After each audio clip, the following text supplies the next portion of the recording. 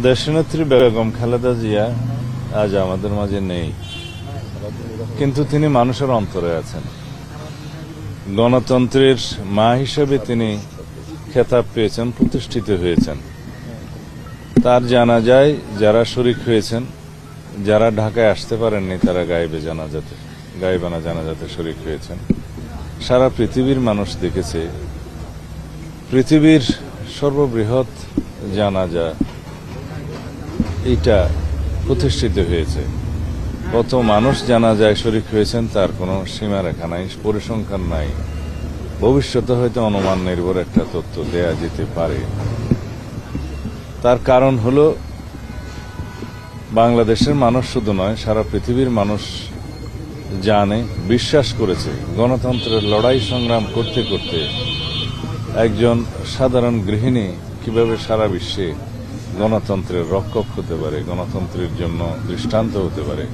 গণতন্ত্রের জন্য সংগ্রাম করতে করতে নিজের জীবন, সন্তান, পরিবার সবকিছুই তিনি ত্যাগ করেছেন। বলতে গেলে এই দেশের জন্য, এই দেশের মানুষের জন্য, এই দেশের মাটির জন্য তার যে টান, তার যে ভালোবাসা, তার যে ভক্তি, তার যে দেশপ্রেম, তার কোনো তুলনা নেই। তিনি সবকিছুই হারিয়েছেন, কিন্তু অর্জন করেছেন যেই উচ্চতা, সেই উচ্চতায় পৃথিবীর বুকে খুব একটা বেশি মানুষের নাম লেখা নাই। আমরা তার সেই ত্যাগকে, তার সেই অবদানকে, তার সেই দেশপ্রেমকে পাথেয় করেই আমরা সামনের দিনে একটি শক্তিশালী গণতান্ত্রিক বৈষম্যহীন বাংলাদেশ বিনির্মাণের চেষ্টা করতে হবে। এটাই জাতির দাবি। আমরা তার জীবনের বিনিময়ে সেই শিক্ষাটা আমরা পেয়েছি।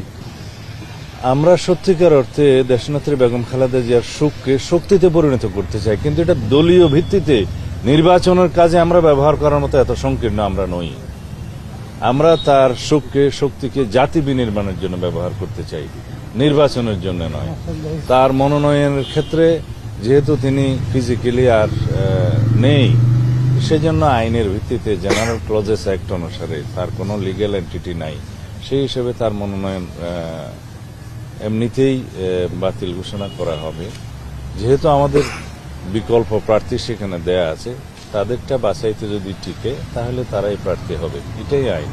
নির্বাচন স্থগিত বা পেছনের তো কোনো সুযোগ না, কোনো আইনি সুযোগ নেই। নির্বাচন পিছনে কোনো আইনি সুযোগ নেই।